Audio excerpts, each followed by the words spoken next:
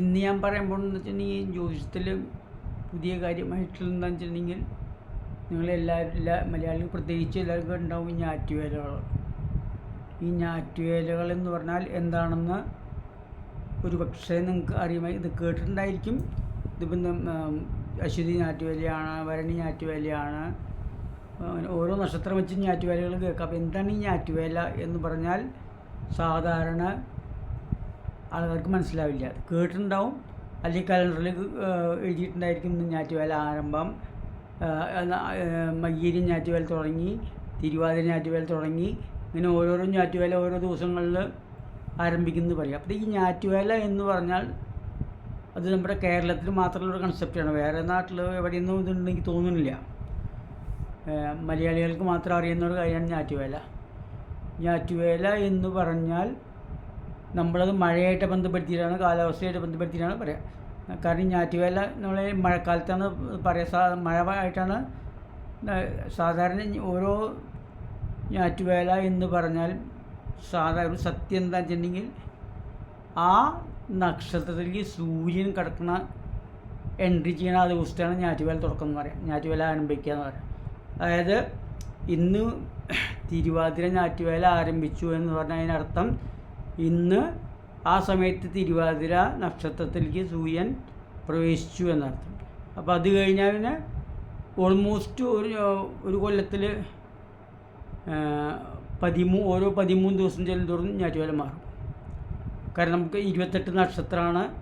അതായത് ഒരു 28 നക്ഷത്രം 365 ദിവസം 28 നക്ഷത്രം കടന്ന് കറങ്ങണമല്ലോ. അപ്പോൾ 28 നക്ഷത്രം ആകുമ്പോൾ ഒരു 13 ദിവസം കിട്ടുക, 13 അല്ലെങ്കിൽ 14 വരുമായിരിക്കും. അപ്പം ഇത് എല്ലാ ഞാറ്റുവേലയും എല്ലാ കൊല്ലത്തും ഓൾമോസ്റ്റ് ആസ്പാസ് തന്നെയാണ് ഉണ്ടാവും. പക്ഷേ ഡേറ്റുകൾ അത് എപ്പോഴാണ് സൂര്യൻ്റെ ചക്രമാണല്ലോ, സൂര്യനാണ്, ചന്ദ്രനല്ല. ചന്ദ്രൻ മാറുമ്പോഴാണ് നക്ഷത്രങ്ങൾ മാറുന്നത്. പക്ഷേ സൂര്യൻ ഒരു നക്ഷത്രത്തിലേക്ക് എൻട്രി ചെയ്യുമ്പോഴാണ് ആ ഞാറ്റുവേല ആരംഭിക്കുന്നത്. അത് കഴിയുമ്പോഴേക്കും 13 ദിവസം പിടിക്കും. ആ 13 ദിവസത്തിൽ ആ നക്ഷത്രത്തിൽ അതിങ്ങനെ പതുക്കെ മൂവ് ചെയ്ത് സൂര്യൻ്റെ ഓൾമോസ്റ്റ് ഒരു ഡിഗ്രി 360 ദിവസമാണല്ലോ സൂര്യൻ്റെ മൂവ് കംപ്ലീറ്റ് നടക്കാൻ വേണ്ടിയിട്ട്. 360 ദിവസം കഴിഞ്ഞാണല്ലോ ഒരു കൊല്ലം തികയുക. അപ്പോൾ അത് കാരണം കൊണ്ട് ഓൾമോസ്റ്റ് ഒരു ഡിഗ്രിയാണ് മൂവ്മെൻറ്റ് ഉണ്ടാവുക. അപ്പോൾ ഈ ഞാറ്റുവേല കഴിയണ വരയ്ക്കും ആ നക്ഷത്രത്തിൽ തന്നെ ഉണ്ടാവുക. ആ നക്ഷത്രത്തിൽ കിടന്ന നെക്സ്റ്റ്, അതായത് ഞാറ്റുവേല ആരംഭം അല്ലെങ്കിൽ തുടങ്ങി എന്നൊക്കെ പറഞ്ഞു കഴിഞ്ഞാൽ അർത്ഥം അതിൻ്റെ സൂര്യൻ്റെ രാശി മാറ്റാണ്, മറ്റേ നക്ഷത്രമാറ്റാണ്.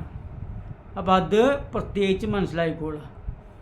ഞാറ്റുവേല എന്ന് പറഞ്ഞാൽ വേറെ പ്രത്യേകിച്ചൊന്നും കാര്യമായിട്ടൊന്നും തെളിയേണ്ട കാര്യമില്ല. പക്ഷെ ഇതാണ് സാധാരണ ചന്ദ്രൻ്റെ നക്ഷത്രമാറ്റാണ് നമ്മൾ 27 ദിവസങ്ങളിൽ സാധാരണ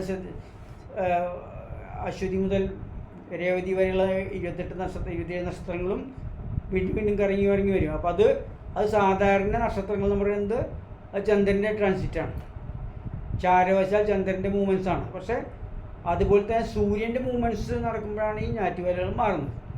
അപ്പോൾ ആ ഞാറ്റുവേലകളും എന്താണെന്ന് മനസ്സിലാക്കുക. സാധാരണ മനസ്സിലാക്കാത്ത പുതിയതായിട്ടുള്ള ആൾക്കാർക്ക്, ജ്യോത്സ്യം അറിയുന്ന ആൾക്കാർക്ക് അറിയുമായിരിക്കും. പക്ഷേ അല്ലാതെ കണ്ട് സാധാരണമായിട്ട് ഈ കാര്യങ്ങളൊന്നും അറിയാത്ത ആൾക്കാർക്ക് ഒരു പക്ഷേ ഈ ഞാറ്റുവേല കേട്ടിട്ടുണ്ടായിരിക്കും. നാട്ടിലൊക്കെ ആകുമ്പോൾ, കേരളത്തിലൊക്കെ ആകുമ്പോൾ, മലയാളിയാകുമ്പോൾ കേൾക്കും ഞാറ്റുവേല. പക്ഷേ മറ്റേ സംസ്ഥാനങ്ങളിൽ ഞാറ്റുവേല സംഭവമൊന്നും ആർക്കും അങ്ങനെയുള്ള അറിയില്ല. എന്തായാലും ഇത് കേരളത്തിൽ മാത്രമുള്ള ഒരു സംഭവമാണ്.